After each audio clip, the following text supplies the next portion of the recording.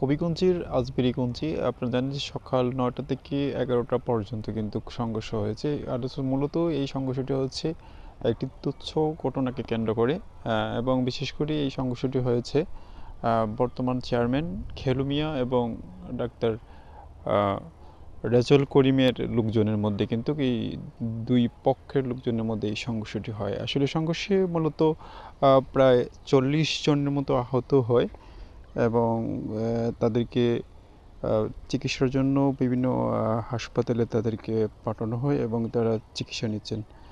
যদি আপনাকে বলি যে আসলে এই সমস্যাটি হয়েছে মূলত রাজাউল ডাক্তার রাজাউল করিম এবং যে বর্তমান চেয়ারম্যান খেলু মিয়া তাদের মধ্যে বিভিন্ন বিষয় নিয়ে কিন্তু বিভিন্ন দিন ধরে কিন্তু